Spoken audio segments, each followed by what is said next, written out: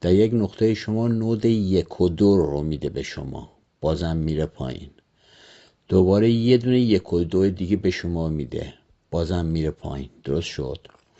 اون 1 و 2 که داده اینا رو بعدن میبنده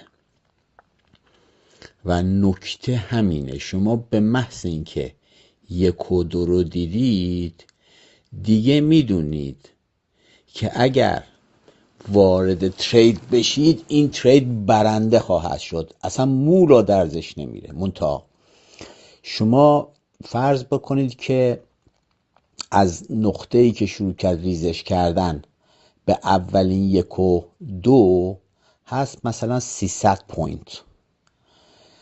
بین اولین 1 و 2 و دومین 1 و 2 هم هست مثلا 250 پوینت. خب شما وای میسید تا یه 250 پوینت دیگه بیفته، یک حالت تقریبا قرینه و هم اندازه بیفته. بعد وقتی که شد، وقتی 250 پوینت شد، اون موقع میاید چیکار؟ میاید رو تایم 1 دقیقه دنبال چی میدوید؟ دنبال فلگ میدوید.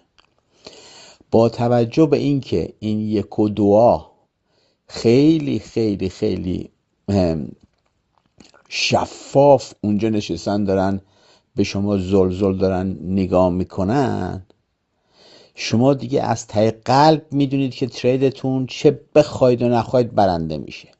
چرا؟ چون این کدا کورن. اینا این 1 و 2 رو باید تبدیل به 1 و 2 3 بکنن. درست شد؟ یکی این. در مورد اینکه آیا ممکنه یه دونه هوک انجام بشه، بله ممکنه شما یه هوک داشته باشید، به خاطر اینکه بعدش هم 1-2 تا هوک کوچولو داشته باشید، یهو میبینید شما مارکت یه خبری واردش میشه، به جای اینکه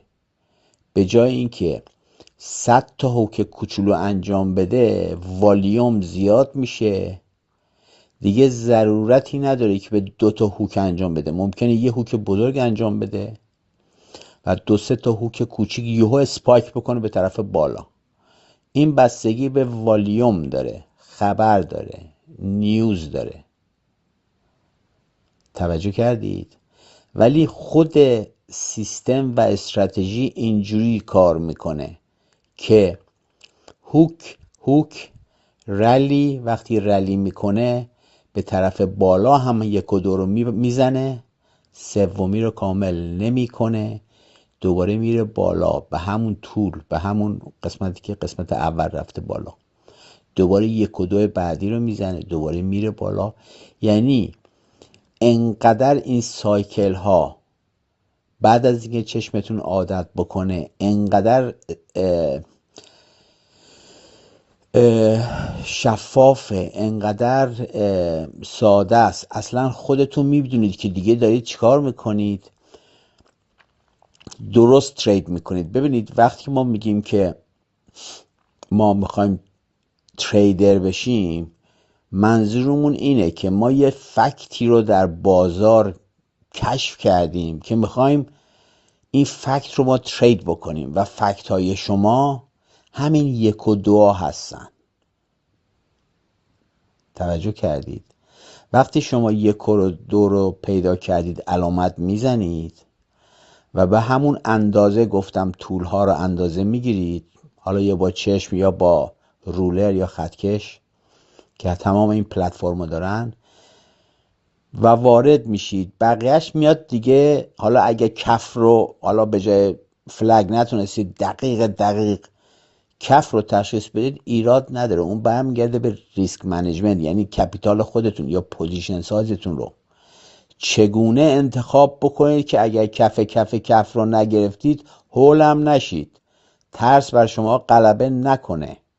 توجه میکنید؟ چون هدف شما گارانتیه، باید بری 1 و 2 رو پر بکنه.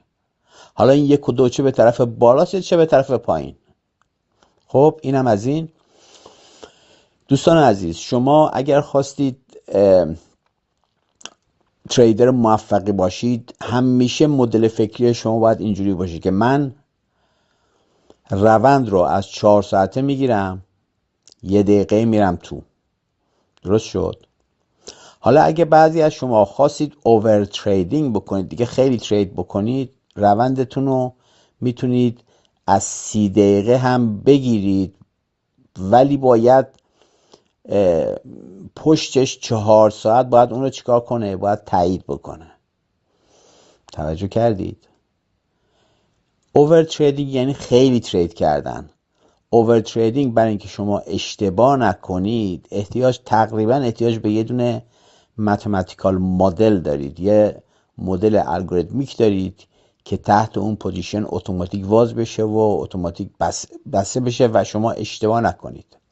به هر صورت دنبال 1 و 2 باشید. این 1 و 2 انقدر obvious، انقدر شفاف، انقدر روشنه که اصلا قابل شک نیست. یعنی شما میتونید با چشتون اینا رو ببینید، علامت بذارید، طولاتون هم اندازه بگیرید، بگید که مثلا آقا طول اول که دراپ شده که به اولین 1 و 2 رسیده مثلا 300 پوینت، خب دومی هم همین حدودا خواهد بود، سومی که هم همین حدودا شد، دنبال فلگ بدوید و چیکار کنید؟ وارد میدان بشوید.